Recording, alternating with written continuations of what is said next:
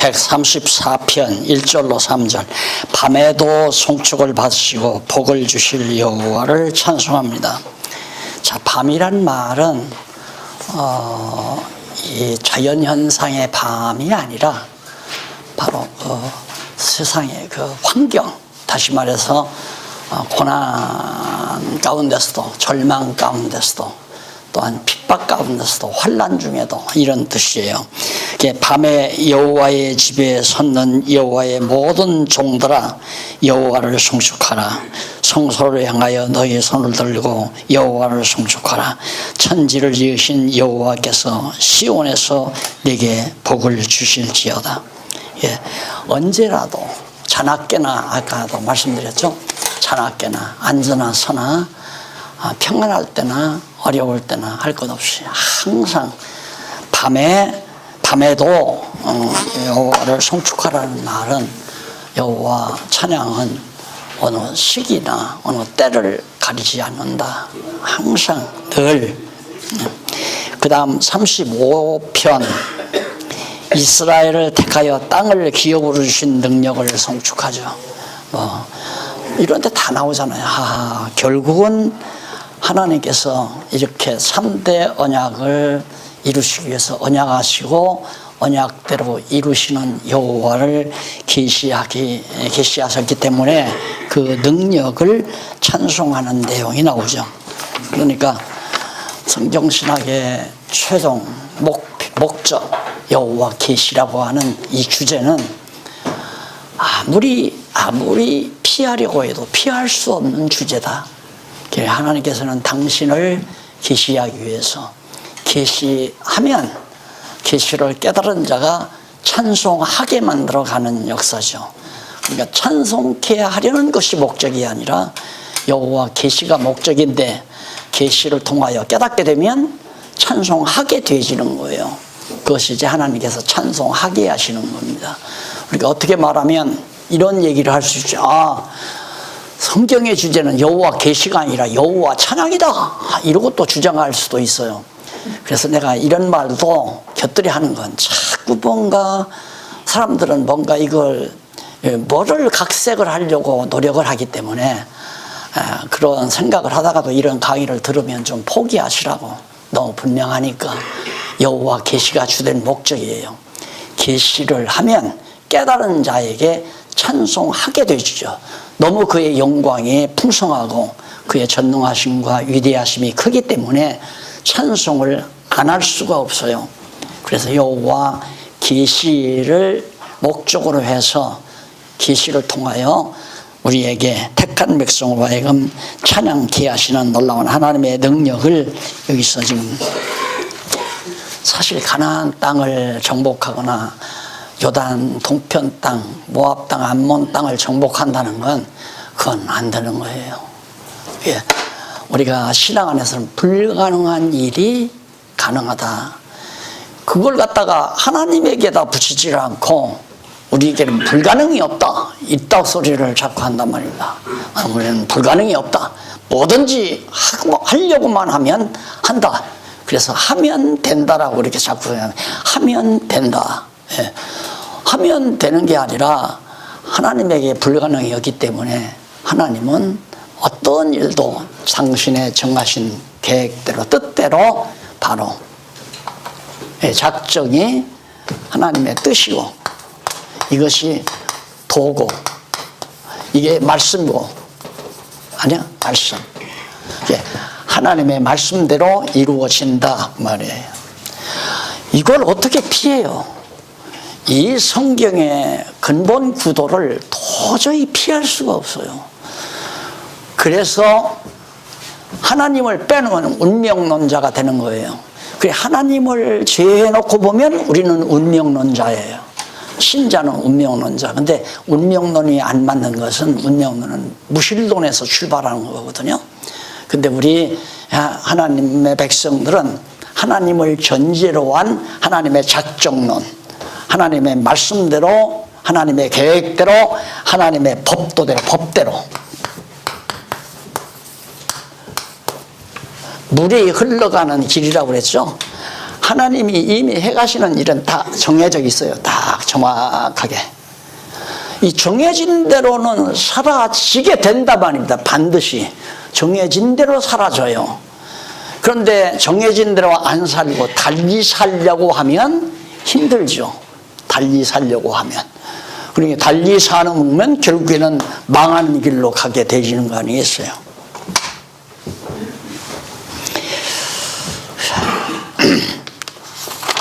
그 다음 135편 13절로 21절도 열방의 우상은 무능함으로 영원하신 여호와를 찾는, 당연하잖아요. 이 가나안 땅이란 말입니다. 가나안 땅. 여기에 많은 가나안 7족속들이 살았잖아요. 근데 하나님의 백성들이 바로 들어가서 이 땅을 다 점령했단 말입니다.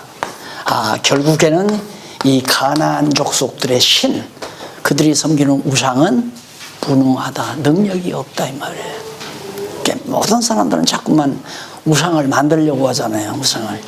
무속이라고 하는 것은 우상을 섬기는 게 무속 아니에요. 그러니까 우리 기독교도 하나님 이외에 다른 걸 자꾸 섬기려고 하면 그게 바로 우상이 되지는 거죠. 인간들이 정치 집단 만들어 놓고 총회를 섬겨라, 노예를 섬겨라, 뭐 이 정치 집단 만들어 놓은 교회를 섬겨라, 주의종을 섬겨라, 건물을 섬겨라, 이런 것들이 전부 우상 신앙 아니에요. 우리가 저급한, 인도가 저급한 백성들에게는 우상 소개가 빨라요. 그러니까 아주 신전을 지어놓고 신당을 지어놓고 이상야릇하게 촛불도 켜놓고 뭐 천물도 떠놓고 떡도 만들어놓고 과일도 해놓고 뭐 향불도 피워서 뭔가 모락모락 기민하게 하면 마음 약한 사람은 그냥 못 지나가요. 가서 반드시 이렇게 하고 선언합장하고 단돈 1,000원이라도 한 장 빼놓고 넣고 들어오는 거죠. 그게 무당 아니에요. 무소. 예. 교회도 그런 식의 교회로 만들어가면 가서 택한 백성이니까 택한 백성은 천국도 가겠지만 거짓하다 가면 귓밥 몇 대 맞고, 성경에 넣지만 귓밥 몇 대 맞고 천국 생활할 수밖에 없을 거 아니에요. 뻔한 것, 그거 잘못된 거란 말입니다. 전부가 다 잘못된 거. 보이는 것을 섬기게 하고 보이는 것을 거룩하다고 하면 목사는 거룩하다. 이 건물은 거룩한 집이다. 거룩한 성단이다. 이건 성구다. 거룩한 기구다. 전부 거룩자. 그리고 거룩한 땅이다. 성지.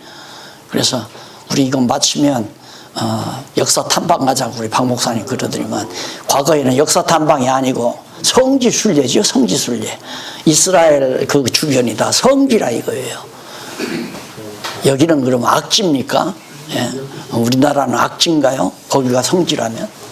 천주교에서 지금도 그러잖아요. 우리나라의 순교자들이 죽은 자리, 그 천주교 신부들을 갖다가 총살하고 죽인 그런 죽은 자리를 딱 사가지고 그걸 성지로 만들어 놓고 교인들로 하여금 그걸 순례, 성지 순례 다니도록. 그게 성지 순례라는 말은 천주교 용어예요. 그걸 우리 개신교가 지도자들이 전혀 분별을 못하고 그 말을 그대로 성지순례 갑시다. 성지순례. 그래서 내가 그렇게 가르치고 강의를 하고 예루살렘을 갔는데도 예루살렘 그 가이드가 여기는 예수님이 누웠던 곳입니다. 다 무릎 꿇고 통성으로 기도합시다니 전부 무릎 꿇고 기도하는 거예요. 거기서 예수님 누웠던 자리가 거룩한 땅이라고 해서. 그러니까 한 20년 넘게 가르친 거 다 도로마비 탑일 아니에요. 예, 나도 좀 모자라서 열불이 났지만은 어떻게 그럴 수가 있느냐고요. 우리는 안 해요. 여기가 무슨 성지예요. 예, 이러고 거부를 했어야 하는데 가이드가 여기는 예수님 시체가 눕혀 있었던 곳입니다. 그러니까 다 무릎 꿇고 기도합시다 하니까 막 무릎 꿇고 가만히 있어요. 다른 사람들은 막 기도를 하는데 또 왜 무릎 꿇었느냐니까 꿇으라는데 어떻게 안 꿇으냐 이게. 참 답답해서 진짜. 맞네요. 뭐. 우리도 저기 어르신이 시키면 다 있잖아요. 절대 눈으로 보이는 거 성자 붙이면 아닙니다. 성 어거스틴, 성 다미엔, 성 바울 이런 바울에게도 성 바울 붙이면 안 돼요. 인간은 거룩한 자가 아닙니다. 거듭나고 중생한 무리가 그리스도의 몸된 지체가 성도 거룩한 무리라는 얘기죠. 거룩한 무리. 내가 거룩한 거룩한 용기다. 성용기 이건 안 되는 얘기라.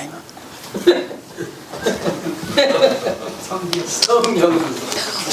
안 어울리지 성용기. 아니 성계요. 성베드로 성바울은 좀 어울리는데 성용기 어떻게 혀가 좀 어색해요. 다행이에요. 박성계요.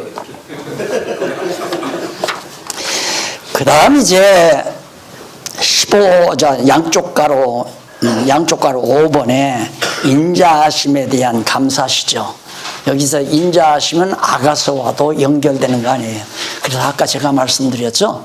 이 시편은 모든 시가서의 종합판이라고 생각해도 과언이 아니다. 그래서 특히 시가서 가운데 119편은 정말 종합판, 하나님의 시가서에 가장 응축된 내용이 110편 내용이기 때문에 목사님들은 게으르면 한 주일에 한 번 정도는 꼭 읽으시고, 조금 부지런하면 매주일 새벽마다 새벽기도 나가서 강단 밑에 엎드려졌을 때 공연 눈 감고 있으면 자꾸 잡념만 오니까 교회 고함질을 하면 잡념 불러가라고 고함 치는 거거든요. 근데 딱 119편 놓고 1절부터 마지막 절까지 쫙 읽어가면서 묵상을 하려면 자기가 하루하루 생각도 달라지고 가치관도 달라지고 따라서 이제 행동도 달라지고 목회 방향도 달라지는 엄청난 효과를 119편에서 얻을 수가 있을 겁니다. 그것이 바로 성경신학의 엑기스라고 해도 과언이 아니에요. 의미가 그 속에 다 담겨 있습니다. 이스라엘 민족의 역사 섭리에 대한 의미가, 역사 섭리에는 역사 내용이 다 있잖아요. 창세기부터 에스더서까지가 역사 내용인데 그 의미는 바로 119편에 아주 응축되어 있어요. 그래서 그 의미 분석이 가능했다 이 말입니다. 아하, 애굽에서 구출해낸 것이 언약을 이루시는 여호와를 계시하시려는 거구나. 바로 그게 신학적 해석, 의미 분석 아니에요. 여기 다 나오는 거예요. 119편에. 내가 만들어낸 게 절대 아니란 말입니다. 자꾸만 어떤 사람은 저 박 목사가 어디서 무슨 논술을 배웠는지 어떻게 뼈하게 제목을 잘 갖다 만들어서 붙였다고 그러는데 내가 무슨 재주로 제목을 만들어 붙여요. 성경에 다 있는 얘기를 해놓은 거기 때문에 내 생각에는 고칠 생각하지 말고 그냥 성경에 있는 대로 그냥 받아들이고 믿는 것이 제일 상식이다. 우리 박홍기 교수가 나한테 그래요. 목사님, 저한테 뭐 연구하라고 하지 마세요. 그러면서 왜 그래? 저는 그냥 전달자노로 달래요. 전달자노로. 그래서 내가 뭐 아첨하는 거야? 그러니까 삐씩 웃어요. 맞는 얘기 아니에요? 우리 다 전달자. 하나님의 말씀에 대한 전달자. 그러니까 119편에 있는 의미를 성경 전체에다가 부어서 쭉 정리해 놓은 거기 때문에 그냥 의미 분석 성경 개론대로 전달만 하면 바르게 그리스도에게 바로 안내되는, 그리스도에게로 안내되는 그런 게. 성전에 올라가는 노래, 그러면 그리스도에게로 향하여 가는 찬양, 그 안에 성전에 올라가는 노래가 뭐냐면 참 성전 되시는 예수 그리스도에게로 향해서 가는 성도들의 찬양. 그게 바로 시편에 나오는 성전에 올라가는 노래라, 이렇게 보십니다. 그래서 거기 감사시 한번 좀 볼까요? 여호와께 감사하라. 왜? 그는 선하시며 그 인자하심이 영원함이로다. 왜 여호와께 감사해야 하는가? 그는 선하다. 선하다는 말은 작정하신 뜻이, 그것이 진리고 말씀이고 그것이 법이기 때문에 하나님에게 선한 일이다. 하나님이 좋아하시는 일이다. 그는 선하시며 선하고 인자하심이 영원하기 때문에, 아주 선하고 인자하심이 뛰어나기 때문에, 그래서 모든 신에 뛰어나신 하나님께 감사하라. 모든 잡신들이 많은 거 전제하잖아요. 이 세상에는 잡신으로 꽉 차 있다 이 말입니다. 다시 한번 강조하지만은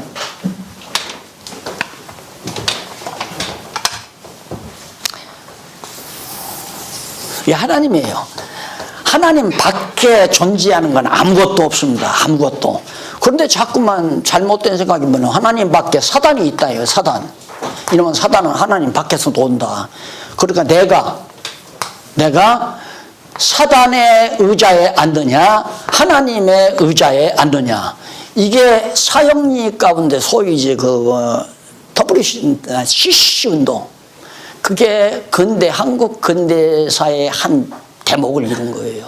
이런 잘못된 신학사상이 내가 사단의 의자에 앉을 수도 있고 내가 하나님 의자에 앉을 수도 있다. 하나님 의자에 앉으면 하나님의 뜻을 따르는 거고 사단의 의자에 앉으면 사단의 뜻을 따르는 거다. 그러면 내가 좌지우지하는 거 아니에요. 그래서 인간의 자유의지를 철저히 강조하는 것이 사형리 운동이에요. 그런데 성경은 그게 아니에요. 하나님 뜻을 받들어 전부 사단도 하나님에게 속해 있어요. 이 사단이거든요. 사단. 사단도 하나님의 지배 아래. 그런데 이 아담 아니에요? 아담이 사단의 말을 듣고 일로로 타락해 들어간 거죠. 예, 타락했어요. 사단의 지배 아래에 있다 이 말입니다. 그러니까 하나님에게서 벗어나면 사단의 종이 되는 거예요. 하나님의 종이 사단의 종으로 바뀌어진 것이 타락이란 말입니다. 그럼 중생이란 뭐냐? 타락한 상태에서 이렇게 사락한 상태에서 뾰족이 속사람이 거듭나고 중생하는 것 말입니다. 이렇게 타락된 사람. 이게 이제 바로 영의 소욕이고, 이건 육의 소욕. 육의 소욕은 사단의 종이고, 영의 소욕은 하나님의 종이, 하나님의 백성이란 말입니다. 그러면 성령께서 자꾸만 이 영에게다가 하나님 말씀을 주어서 자꾸 자라게 하면 반대로 육의 소욕이 줄어들어 간다. 그 말이에요. 하나님의 말씀을 멀리하는 순간 우리는 자꾸 사단의 종으로 하기 위해서 사는데, 사단은 어떻게 종을 시키는가? 자꾸 나로 하여금 나 좋은 대로 생각하게 만들어요. 그러니까 에덴 동산에서 사단이 하와에게 좋은 대로 말하죠. 또 선악을 알게 하는 건 따먹으면 하나님과 같이 돼. 여기에 귀가 번쩍 뜬 거 아니에요. 나 좋게 만드는 건 사단의 역사고, 하나님이 원하시는 뜻은 하나님의 종으로 성령께서 만들어가는 거고. 그러니까 내가 오늘 또 하나님의 뜻을 추구하느냐, 나 좋은 대로 사나, 이 두 가지 중에 나 좋은 대로는 사단의 종로로 타는 거고, 하나님 종으로 하나님의 뜻대로 살려고 하는 건 하나님의 백성의 생각이고. 너무너무 쉽지 않아요.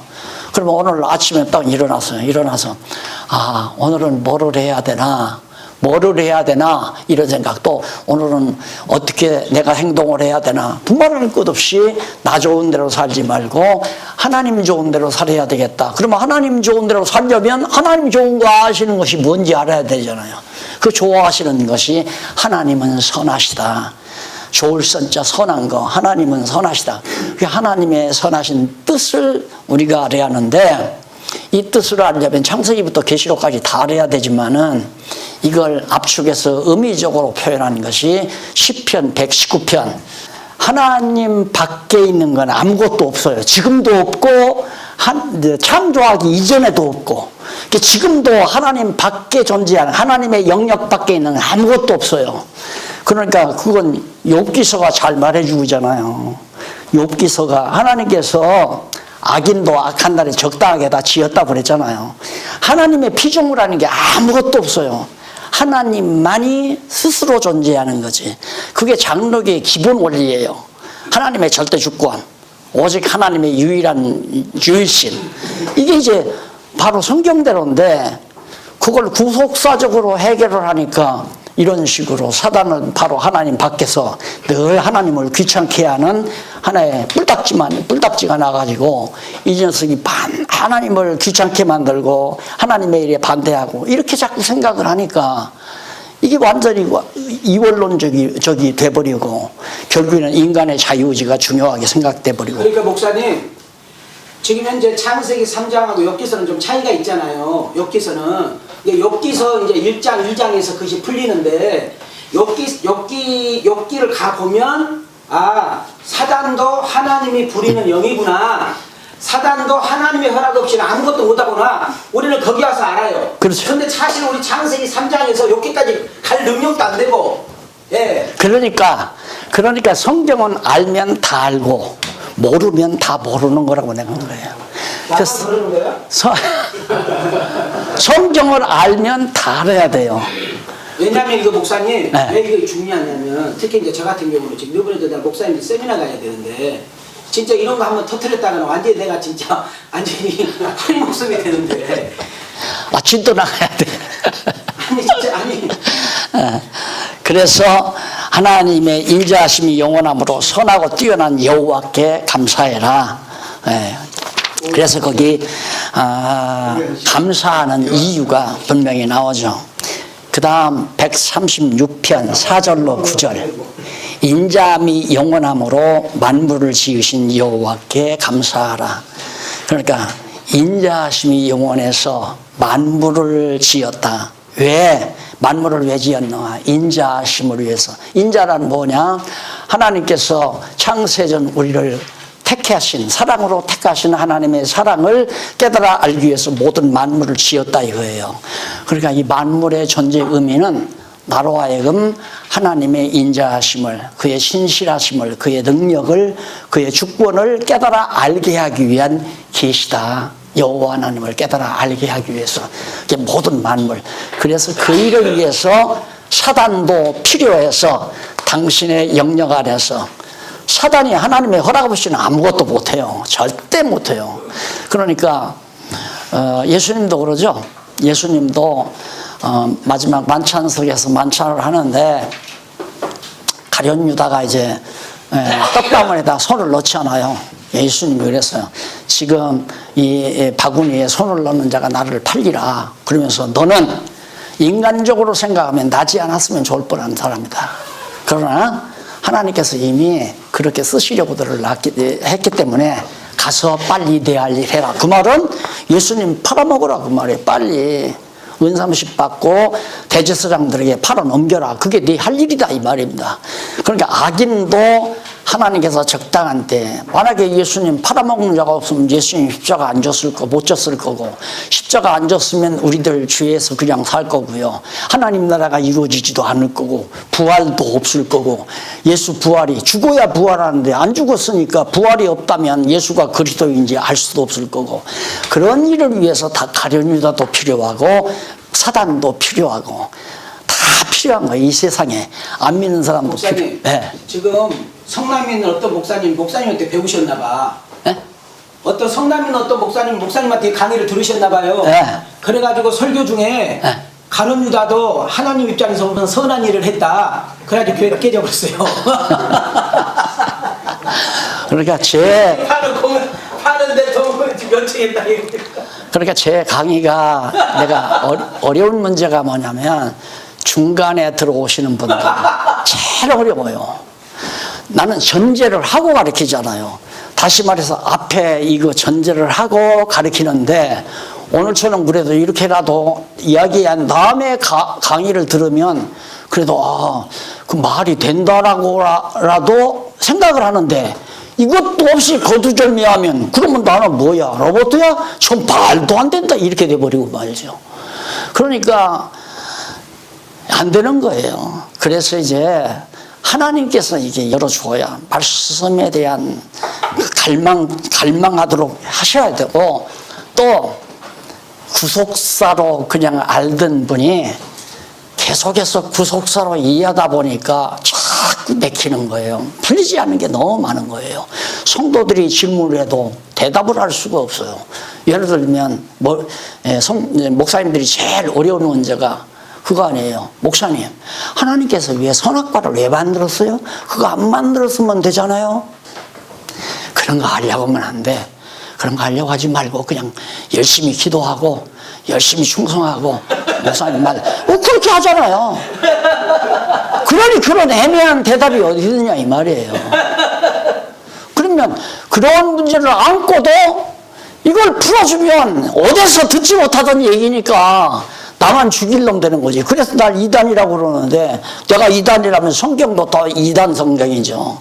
성경대로 가르치는데 왜, 뭐 때문에. 예.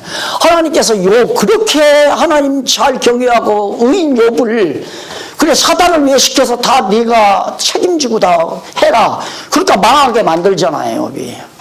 그것은 하나님의 전능성을 드러내기 위한 하나님의 섭리란 말입니다. 그러기 위해서는 사단을 만들어서 사단으로 하여금 애굽을 강하게 만들어야 하나님의 능력이 드러나고, 가나안 땅 족속들을 강하게 만들어야 애굽이 이제 하나님의 능력이 드러나고, 아수르, 바벨론, 파사, 헬라, 로마 이런 세상 나라들을 강대한 제국으로 만들어야 하나님의 능력이 드러난다 이 말이에요. 이거 안 만들면 안 돼요. 사단의 역사가 없으면 안 된단 말입니다. 그러니까 이건 너무도 분명한 거 아니에요. 성경 다 알면 성경 전체에서 부정할 수 없는 얘기 아니에요. 자, 그 다음 넘어가서 136편 10절로 15절. 인자함이 영원함으로 출애굽시킨 여호와께 감사. 왜 이스라엘 백성을 애굽에서 출애굽을 시켰나? 인자함이 영원하기 때문에. 하나님이 사랑해서 선택한, 아브라함에게 이스라엘 민족을 선택한 그 선택은 하나님의 인자함, 사랑에 기초한 거란 말입니다.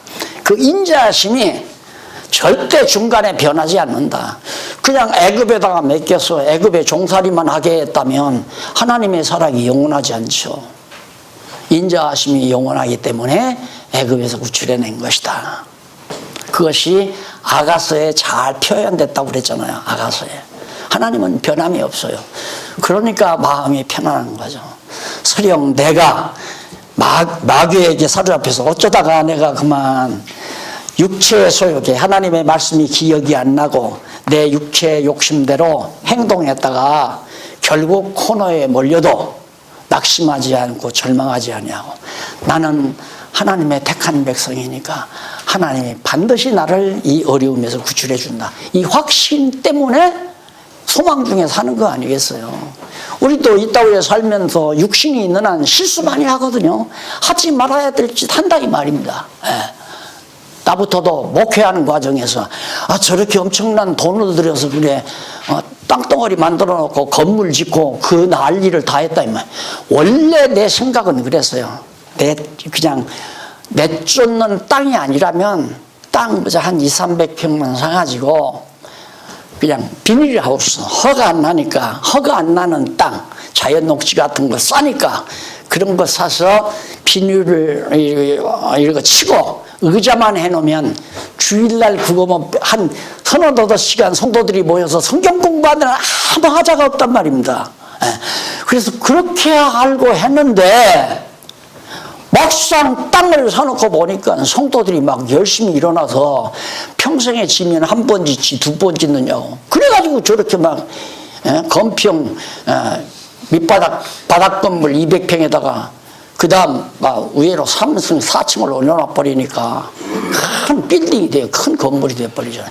그러다 보니까 엄청난 재산 덩어리가 되고, 재산 덩어리가 되니까 교인들의 관심이 다 재산으로 다 몰려가 버리고.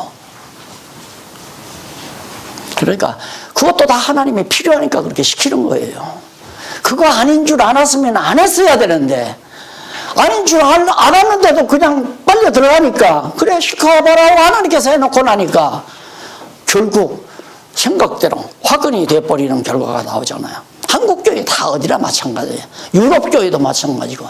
여러분 앞으로 이제 역사 탐방 나가고 비잔틴 시대나 과거 시대, 유럽의 천주교 중세 시대에 가보면 건물들이 보통이 아니잖아요. 남아있는 건물들. 성도는 없어요. 저희는 아주 그냥 진주 같은 것으로 막 크게 조각품 지어놓고 그것 보러 관광객들이 몰려들잖아요. 다 망했죠. 결국 외부로 화려해지면 내부는 썩는다. 그거예요. 그러니까 죄송해요. 사모님들 계신데, 아내가 돼서 가정생활을 잘 할 때는 아내가 검소해요. 일할 때는 몸빼 입고 앞치마 두르고 막 일을 하는 거고, 그리고 뭐 새로운 유행 타지도 않고 뭐 백화점 잘 다니도 않고. 그런데 갑자기 몇 년 지나고 나서는 점점 달라지는 거예요. 벌써 달라지는데 몸빼 벗어 던져버리고 유행 타는 옷을 입기 시작하고 고급 화장품으로 화장하기 시작하고 그 다음 루즈 칠하기 시작하고 파마 막 하기 시작하고 뭔가 바람이 든 거 아니에요? 똑같은 거예요. 교회도 외부 치장하기 시작하면 바람 들어가는 거예요. 벌써 관심이 딴 데가 있다 이 말입니다. 죄송해요. 우리 여자분들만, 남자도 마찬가지예요. 갑자기 남자가 화장대 앞에 자꾸 앉아있고 머리에 신경을 쓰고, 물론 대중 앞에 설 때 단정하게 하는 건 해야죠. 당연히 예법상 해야 되지만 그렇지도 않은데도 자꾸만 그런 의형에 신경 쓸 때는 남자도 역시 야, 이 바람기가 농후하다. 바람기 농후한 남자는 날 빛 하나 가지고 다니잖아요. 여기다 딱 끼고.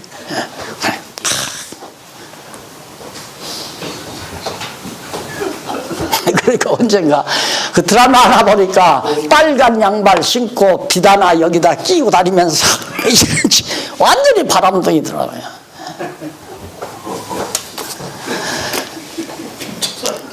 거기 136편 16절로 20절도 인자함이 영원함으로 광야 통과시킨 여호와 다 나오잖아요. 의미가 광야에 통과시킨 역사섬의 의미가 뭐냐, 여호와 영원하신 인자하심이 영원함을 계시하기 위한 거 나오잖아요.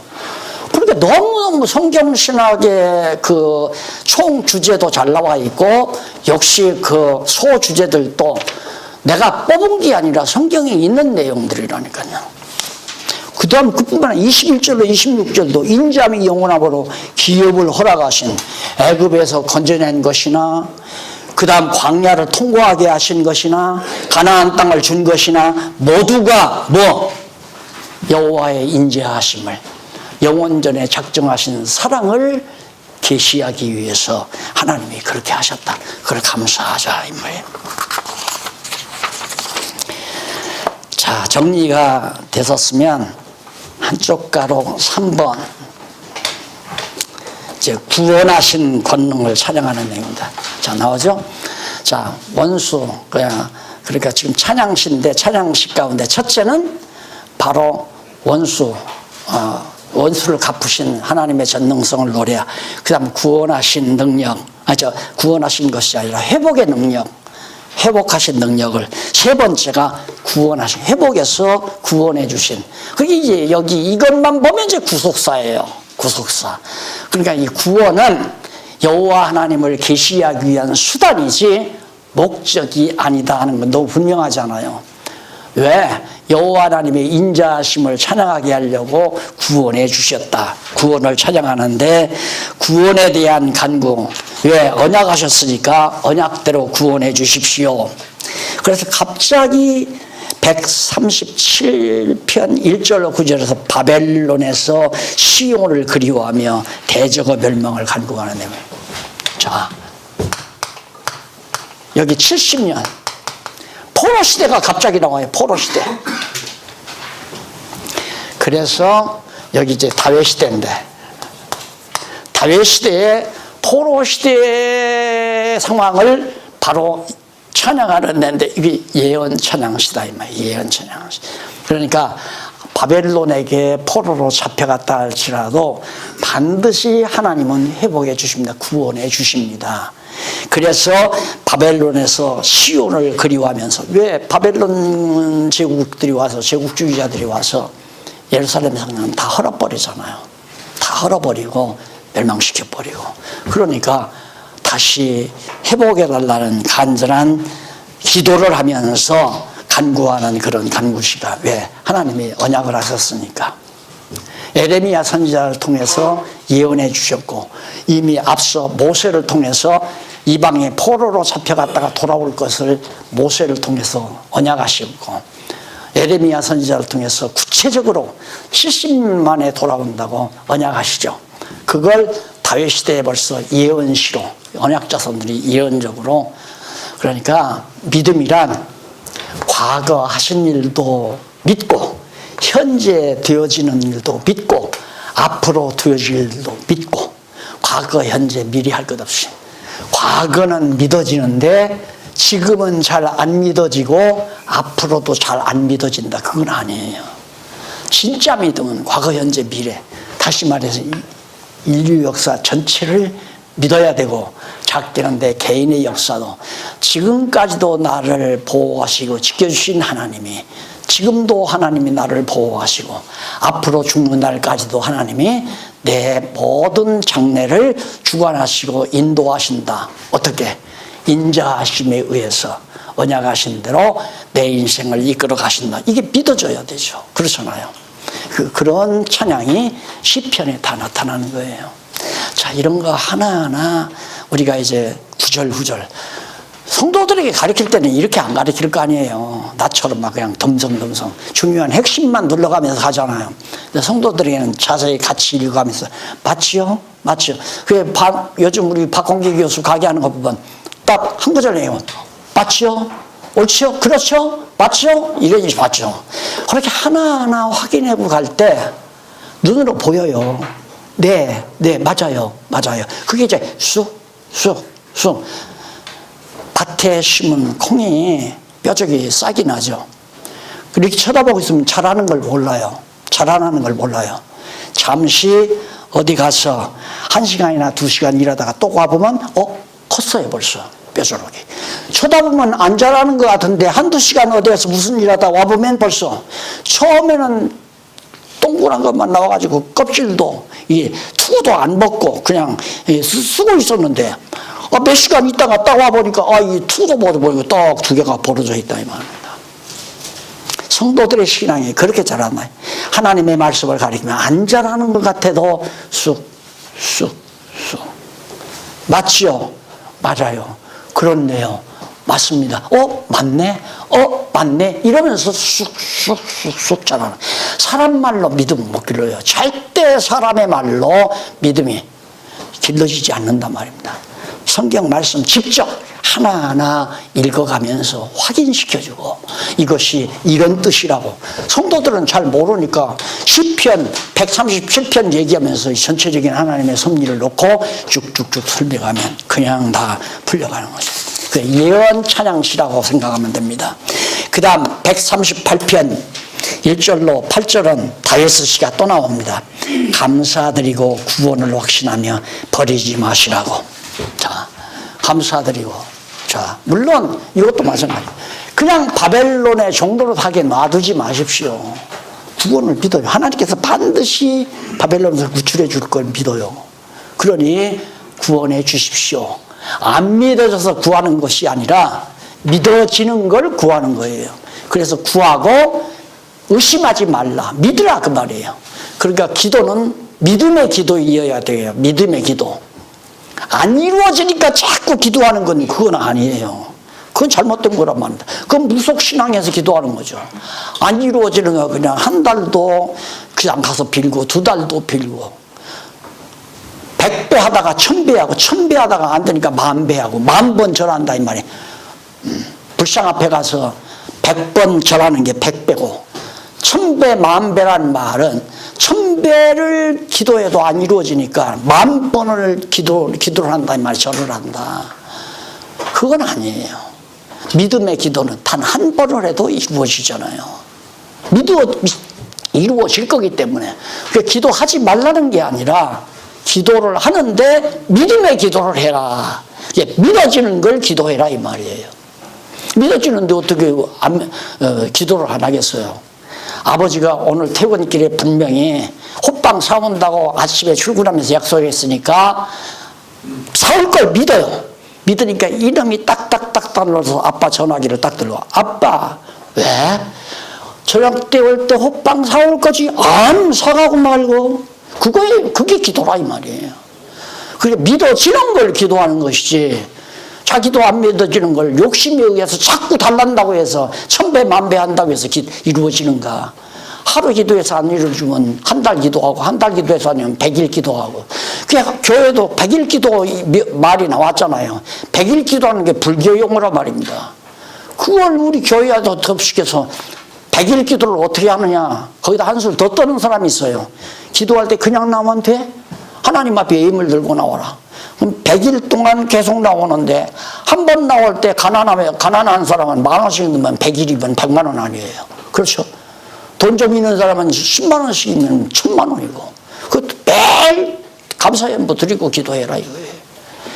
그런 식으로 교회를 해놔서 결국 교회라고 하는 요 탑을 쌓아놓고 나니까 바탕이 완전히 먹었더니 와르르 지금 막 와작근 지난번에도 걱정을 하시더만 큰 교회들이 지금 난리 아니에요. 다 큰 교회들이 전부가 다 10만 넘어가는 교회들이 다 하나님께서 아예 다 마귀에게 맡겨버렸어요. 그냥 사단에게 다 맡겨가지고 다 적살나게 만들어가잖아요. 이거 그런다고 해서 좌절할 필요는 없어요. 왜? 인자하심이 영원하기 때문에 하나님의 교회는 망하지 않아요. 절대 망하지 않아요. 하나님이 꺼져가는 등불을 다시 일으키고 꺾어진 갈대마저 일으키고 꺼져가는 등불마저 끄지 않는 하나님이니까. 왜? 인자하심 때문에. 믿고 하나님이여 한국교회를 불쌍히 여겨주소서. 무너지는 교회를 다시 세우시옵소서. 이게 우리의 기도죠. 믿어져요. 저는 한국교회 다시 일어난다. 이거 확실히 믿어진다 이 말입니다. 반석 위에 올바르게. 과거에는 털을 안 닦고 왜 피사탑 조금 바로 섰다 돼요? 그거 처음 놓을 때 기초공사 잘못해가지고 삐더이 원래 그렇게 지은 게 아니라 쓰러지게 이렇게 됐는데 이쪽을 굴착기로 파가지고 이렇게 어떻게 해가서 한 4세시니까 일어났대요. 기초공사 잘못해 놓으니까 한국교회가 불어나는 거예요. 한국교회뿐만 아니라 유럽교회도 마찬가지예요. 기초공사를 잘못하니까. 하나님의 말씀 반석 위에 세워야 하는데 그냥 모래사장 위에다가 그냥 세워놓으니까 풍랑이 일어나니까 다 씻겨 내려가서 건물이 다 뒤집어지는 거란 말이에요. 그 다음 넘어가서 139편 1절로 24절 전능하신 여호와께 영원한 길로 인도하시길 간구하다. 전능하신 여호와께 이게 영원한 길이에요. 영원한 길. 영원을 향하는 길. 이 길. 이게 정화하신 길이에요. 영원한 길. 이걸 바꾸거나 고칠 수가 없단 말입니다. 우리 택한 백성은 이 영원한 길로 인도하여 가시고 영원히 사는 길로 천국으로 인도하는 거예요. 천국으로. 이 땅 위에서 뭔가 이루려고 하는 건 벌써 생각 자체가 잘못된 거 아니에요. 이 땅에서는 여호와 경외하기를 배우게 하려는 거고 여호와 경외하고 배워서 영원한 길 하나님의 나라로 우리를 인도해 가기 위해서 작정하신 뜻대로 그대로 역사에 가는 거란 말입니다. 이걸 우리 목사님들도 아니까 알면 알수록 점점 마음이 평안해지고 확신이 오죠. 목사님들뿐만 아니라 성도들도 이걸 가르쳐주면 확실히 믿고 차분해져요. 들리지 않고 설치지 않고 차분해져요. 성도들이 다 차분해져요. 공부 안 하는 사람은 안 그러고 공부 안 하는 사람은 자꾸 설치고 뭔가 자기가 잘 잘하는 것 마냥.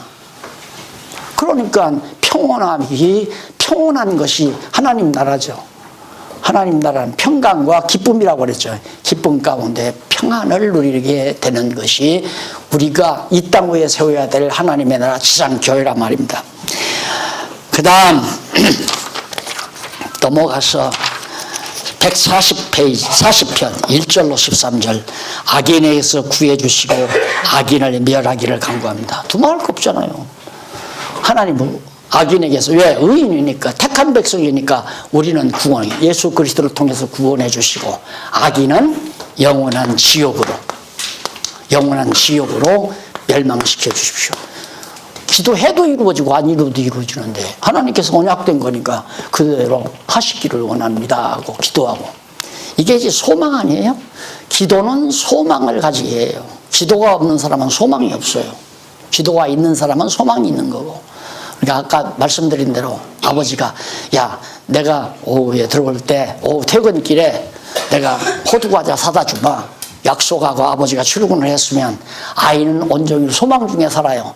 친구하고 놀면서 예 오늘 저녁에 우리 아버지는 호두과자 사온댔다.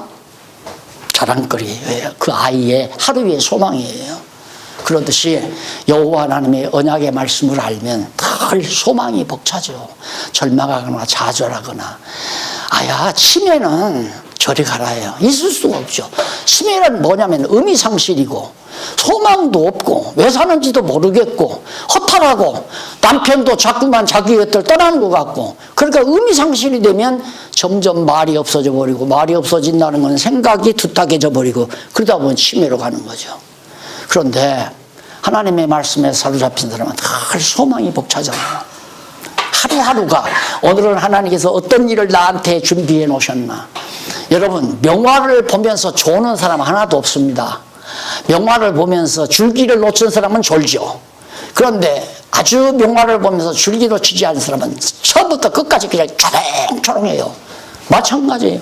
우리는 하나님이 작정해 놓으시니 명화를 지금 보며 살잖아요. 다음 순간 어떤 장면이 그냥 눈이 뚫어져라고. 그래, 막 집중적으로 관심 깊게. 그게 바로 성경을 알고 살아가는 사는 사람의 가치다. 그래서 바로 140편이 바로 그런 내용이라는 것. 그 다음 141편 1절로 10절까지 또 역시 41편도 그에게 기도를 들으시고 악인을 멸하여 구원하시라는 내용이고, 142편도 핍박하는 자에게서 건지시고, 똑같은 얘기, 핍박하는 자가 악인이 의인을 핍박하는 거니까 감사케 하시라고. 그러니까 의인을 구원해 주시면 나로 하여금 감사하게 하시옵소서. 하나님께서 우리로 하여금 찬송하게 하는 것도 언약대로 이루어서 찬송하게 하시고, 우리로 하여금 감사하게 하는 것도 악인에게서 우리를 구원해 주심으로 감사하게 하시는 거고. 근데 내가 감사해놓고 내가 했다, 아니에요. 하나님이 감사하게 해서 감사한다. 하나 더, 143페이지 3편 1절로 12절, 원수에게서 구원해 주시고 원수를 멸하시라고. 계속 구원 문제를 다루고 있잖아요.